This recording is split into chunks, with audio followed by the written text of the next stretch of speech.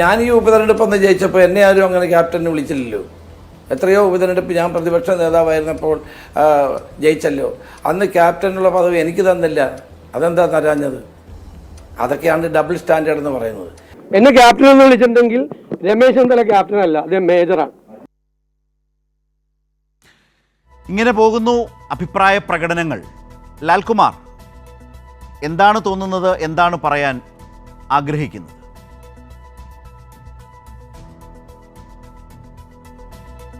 അല്ല, ഇവിടെ നമ്മൾ മനസ്സിലാക്കേണ്ടത് ക്യാപ്റ്റന് മേളിലാണ് മേജർ എന്നുള്ള ഒരു ധാരണ നമുക്കുണ്ട്.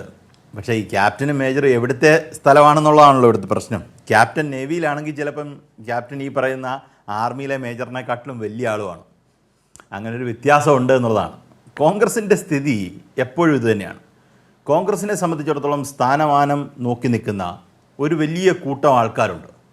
ആ സ്ഥാനമാനത്തിന് വേണ്ടിയിട്ടുള്ള കടുംപിടിയാണ് അല്ലെങ്കിൽ കടുംപിടുത്തമാണ് എപ്പോഴും അവർ നടത്തിക്കൊണ്ടിരിക്കുന്നത്. അത് രാഷ്ട്രീയ കേരളത്തിൽ എപ്പോഴും നമ്മൾ കണ്ടുകൊണ്ടിരിക്കുന്നതാണ്. ഇപ്പം നിലമ്പൂർ പോലൊരു മണ്ഡലത്തിൽ അല്ലെങ്കിൽ ഈ പറയുന്ന കുറേ ഉപതെരഞ്ഞെടുപ്പുകൾ എടുത്താൽ അവർക്കൊരു വിജയം നേടാൻ കഴിഞ്ഞിട്ടുണ്ട്. ആ വിജയം നേടാൻ കഴിഞ്ഞിരിക്കുന്നത് കോൺഗ്രസിൻ്റെ കൂട്ടായ പ്രവർത്തനമെന്നോ അല്ലെങ്കിൽ ലീഗിൻ്റെ പ്രവർത്തനമെന്നോ ഒക്കെ നമുക്ക് വേണമെങ്കിൽ വിശേഷിപ്പിക്കാൻ കഴിയുന്നതാണ്. Let them do it. കാര്യം let them enjoy what they get അല്ലെങ്കിൽ വാട്ട് ദേ ഗോട്ട്. അതൊന്നും നമുക്ക് പ്രശ്നമില്ല. കുഴപ്പം അതുകൊണ്ട് എല്ലാം അച്ചടക്കത്തോടു കൂടി സ്ട്രക്ചറലി ഒരു വലിയ മാറ്റത്തിന് നിൽക്കുകയാണെന്നുള്ള ഒരു നറേറ്റീവ് ഉണ്ടല്ലോ, അത് ഭയങ്കര തെറ്റായ ഒരു കാര്യമാണ്. കോൺഗ്രസിനകത്ത് കുറേ കാലങ്ങളായി പുകയുന്ന പ്രശ്നങ്ങൾ അത് ഒരിക്കലും അവസാനിക്കാത്ത രീതിയിലേക്ക് മാറിക്കൊണ്ടിരിക്കുകയെന്നുള്ളൂ. ഇപ്പം നോക്കൂ, ഈ എൻറ്റയർ എപ്പിസോഡിൻ്റെ അല്ലെങ്കിൽ ഈ എൻറ്റയർ എപ്പിസോഡ്സിൻ്റെ ക്രെഡിറ്റ് മൊത്തത്തിലെടുക്കാൻ വി ഡി സതീശൻ നോക്കുന്നു. കാര്യം ഇപ്പം ക്യാപ്റ്റൻ ഒരാളെ വിളിക്കുന്നു എന്നുള്ളത് കൊണ്ട് എന്തുകൊണ്ടാണ് രമേശ് ചെന്നിത്തലയ്ക്ക് അതിനകത്ത് ഡിസ്റ്റർബൻസ് ഉണ്ടാകുന്നത്?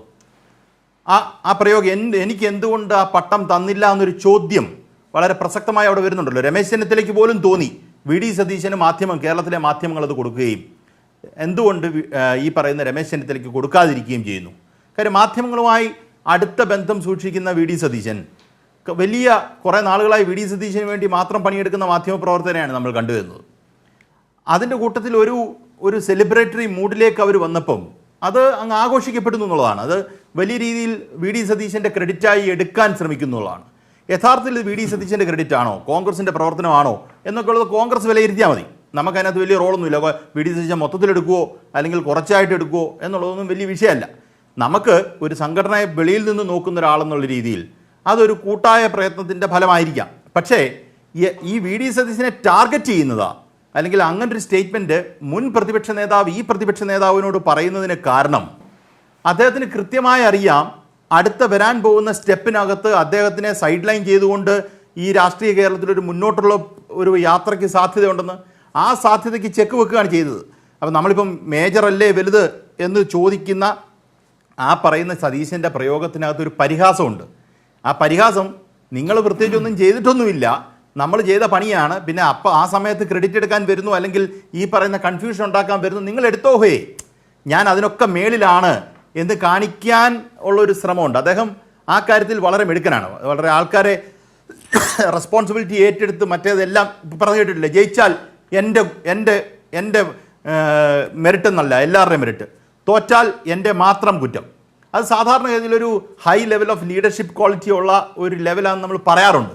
പക്ഷേ അത് അദ്ദേഹം ഭയങ്കരമായി പ്രൊജക്റ്റ് ചെയ്തൊരു കാര്യമാണ്. അദ്ദേഹം ആ റെസ്പോൺസിബിലിറ്റി ഈ പറയുന്ന ചേലക്കര തോറ്റപ്പം എൻ്റെ മാത്രം ഉത്തരവാദിത്തമെന്ന് പറഞ്ഞില്ലല്ലോ, അത് പറയത്തില്ല. അത് എൻ്റെ ആ ഉത്തരവാദിത്തമെന്ന് പറഞ്ഞ് അതിൻ്റെ ആ എസൻസിലേക്ക് പലപ്പോഴും വരാറില്ല.